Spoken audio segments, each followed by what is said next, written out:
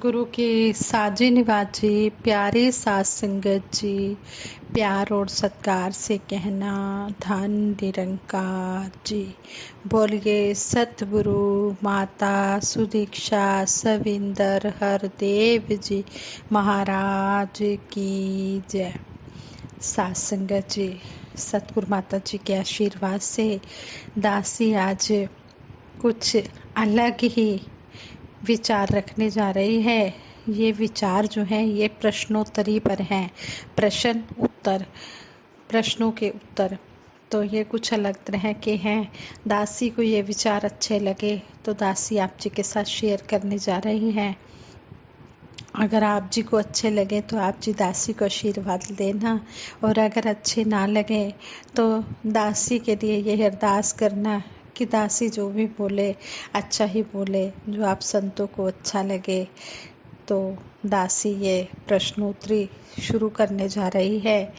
इसमें प्रश्न किया गया है, महात्मा नरेंद्र बेनवंश मुंबई वालों ने किया है कि जब ईश्वर के टुकड़े नहीं हो सकते तो हम यह क्यों कहते हैं कि आत्मा ईश्वर की अंश है, कृपया विस्तार पूर्वक बताएं।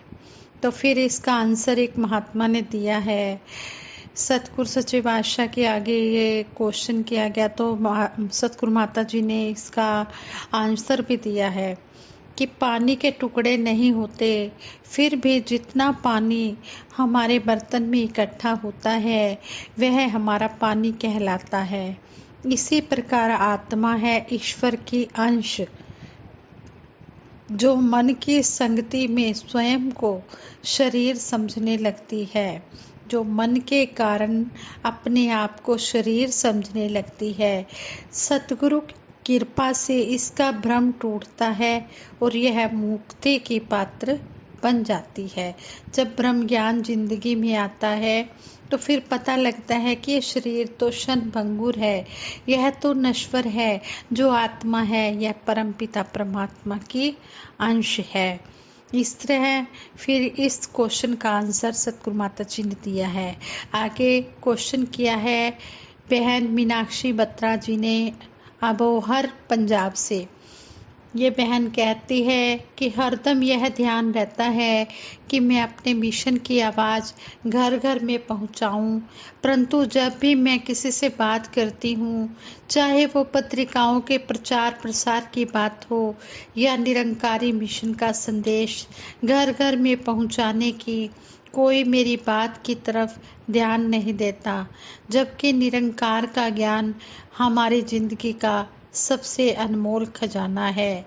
कृपया मेरा मार्गदर्शन करें। तो इस क्वेश्चन का आंसर भी आगे दिया गया है कि भक्ति की गहराई और ऊंचाई सबकी अपनी अपनी होती है। हर भगत शिखर को नहीं छू पाता है। आपका उद्देश्य सही है, इसलिए निश्चिंत रहिए। निरंकार प्रभु को साथ में लेकर कोशिश में लगे रहिए। समय आएगा जब आप अपने भक्ति व निरंकारी मिशन के प्रचार प्रसार के उद्देश्य में सफल होंगे। कठिनाइयाँ तो हमारे इरादे की मजबूती जांचने के लिए आती हैं। यह मजबूती की परीक्षा का दौर है। घबराइए नहीं, अपने इरादे मजबूत रखिए। आगे क्वेश्चन किया है छत्तीसगढ़ बिलासपुर से महात्मा रमेश मनवानी जी ने कि गुरु की कृपा कब होती है। तो इसका भी आंसर दिया गया है कि गुरु के समान कोई दयालु दाता नहीं है, लेकिन इसके पास अभिमान त्याग कर समर्पित होकर आना होगा। जब गुरु हमें तैयार समझेगा तो भर देगा, वरना गलती होने से खाली के खाली ही रहेंगे, भरपूर नहीं हो पाएंगे। गलती क्या, जब हमारे मन में अभिमान होगा कि मैं ही सब कुछ करने वाला हूँ। तो कहते हैं जब अभिमान आ जाता है तो फिर इस निरंकार से वो भगत जो है वो दूर हो जाता है, फिर गुरु की कृपा नहीं हो पाती। गुरु की कृपा तभी होती है जब गुरसिख अभिमान को छोड़कर समर्पित होकर सतगुरु की शरण में आ जाता है। और सतगुरु बड़ा दयालु होता है, ये अपने भगत को अपने चरणों में स्थान दे देता है। लेकिन हमने गुरु के पास खाली होकर आना है, अपने मन में से अभिमान, वैर, ईर्ष्या, इन बातों को त्याग कर आना है। हमने अंदर बाहर से एक होकर सतगुरु की शरण में आना है, तभी हमें सतगुरु की कृपा मिल सकती है। आगे क्वेश्चन किया है महात्मा महेश बोधानी जी ने महाराष्ट्र जलगांव से कि संसार में वास्तविक हार जीत क्या क्या है। आगे इसका आंसर दिया गया है इस क्वेश्चन का, जो जाग गया और इस एक को जानकर इस एक का हो गया वो जीत गया, बाकी तो हारे ही हुए हैं। संसार में जिनको कुछ मिल गया है वे भी रो रहे हैं, और जिनको कुछ नहीं मिला वे भी रो रहे हैं। सुखी वही हैं जो एक निरंकार को पा गए हैं, इस एक के हो गए हैं। तभी तो कहते हैं कि सुखिया कौन है, सुखी वही है जो राम का दास है।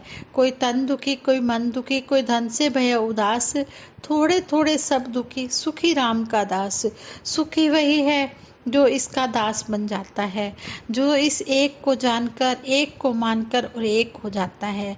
तभी तो सतगुरु माता सुदीक्षा जी महाराज भी समझाते हैं कि एक को जानो, एक को मानो और एक हो जाओ।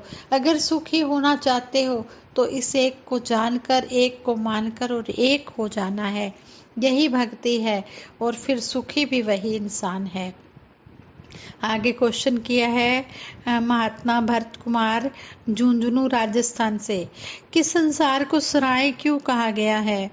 तो इसका आंसर दिया गया है कि परमात्मा ने संसार को सराय की तरह ही बनाया है। सराय कहते हैं धर्मशाला को, कि धर्मशाला की तरह ही बनाया है। यहाँ सब आते हैं और चले जाते हैं, यहाँ कोई स्थायी तौर पर नहीं रहता। आए हैं सो जाएंगे, राजा रंग फकीर। जो भी आया है, चाहे वो धन दौलत से राजा है, चाहे वो धन दौलत से गरीब है, लेकिन जाना सभी ने है। आना जाने के लिए बना हुआ है, आना और जाना यह मृत्यु लोक है। यहाँ पर सदा कोई भी अमर रहने वाला नहीं है।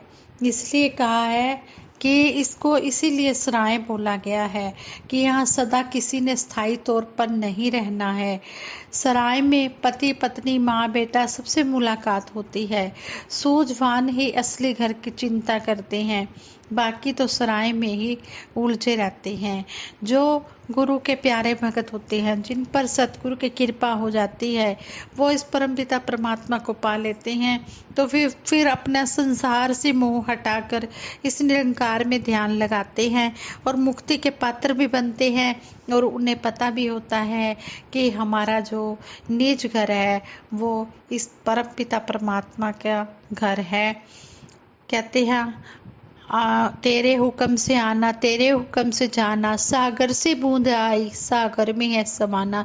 सतगुरु के हुक्म से ही इंसान इस धरती पर आता है और सतगुरु के हुक्म से ही जाता है।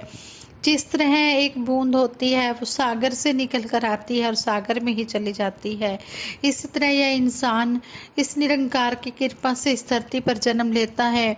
और जब निरंकार का हुक्म होता है कि बस अब आप आ जाओ अपने निज घर में, तो वह अपने निज घर में इस निरंकार में लीन हो जाता है।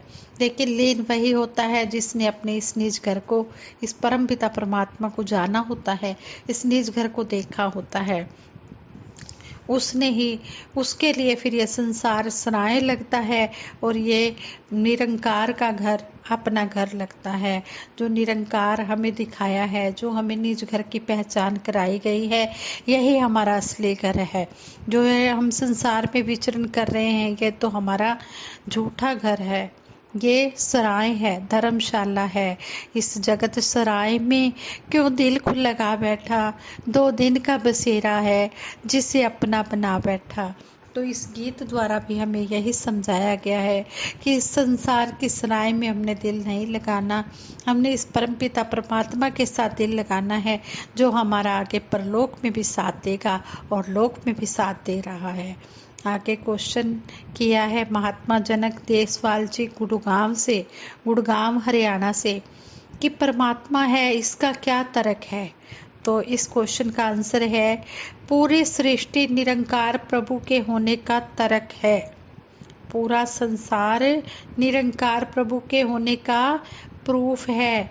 यद्यपि परमात्मा इन सीमाओं से परे है और यह स्वयं सिद्ध है।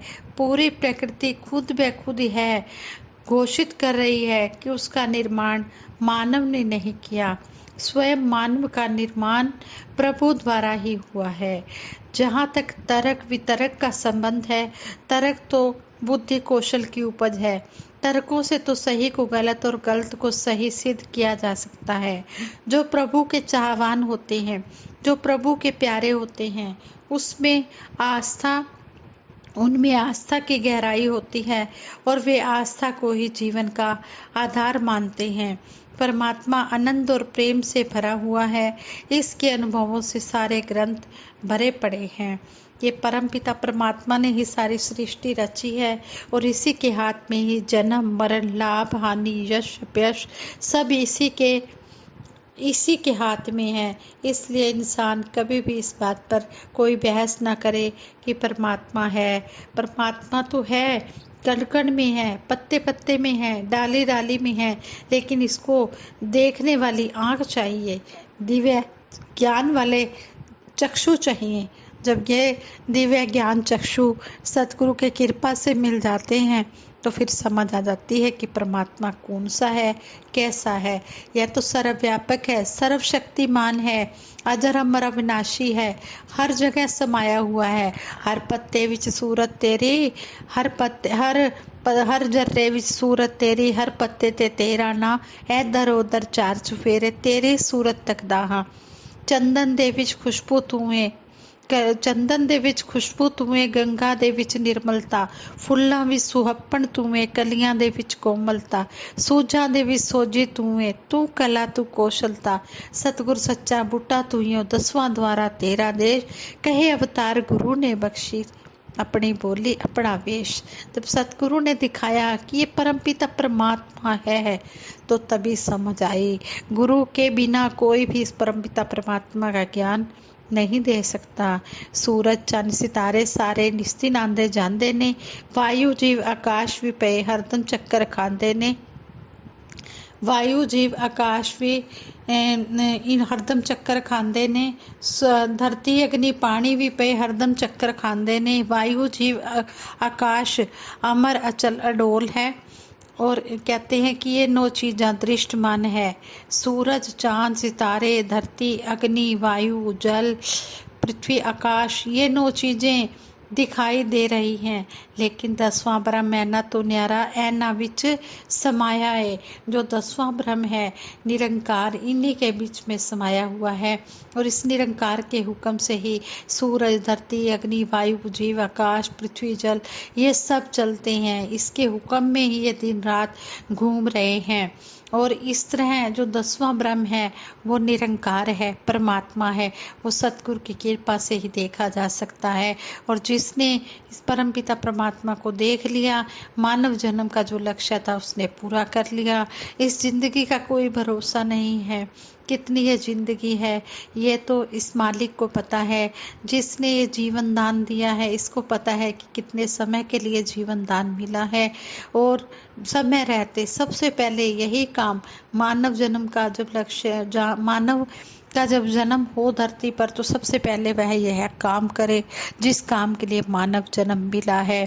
कहते हैं कि खाना पीना सोना उठना बैठना जागना बच्चे पैदा करना ये सब काम तो पशु पक्षी भी कर रहे हैं, लेकिन जो मानव को काम बख्शा गया है, अगर मानव भी यही खाना पीना सोना बच्चे पैदा करना यही काम कर रहा है तो फिर मानव और पशुओं में तो कोई अंतर ही नहीं रह जाता।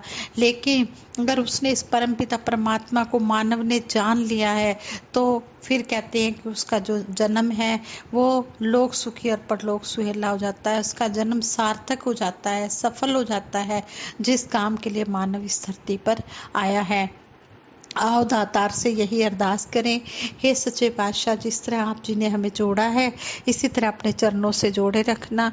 और ये विचार करते हुए दासी से बहुत सी गलतियां भी हुई होंगी, उन गलतियों के लिए भी आप जी क्षमा कर देना। दासी हाथ जोड़कर शीश झुकाकर आप जी से उन गलतियों के लिए क्षमा मांगती है और आगे के लिए ऐसा आशीर्वाद देना कि कोई गलती ना हो पाए, त्रुटि ना हो पाए। जो कुछ भी दासी ने सीखा है आप जी के चरणों में रखा है, आप जी प्रवान करें। आज संगत जी प्रेम से कहना, धन निरंकार।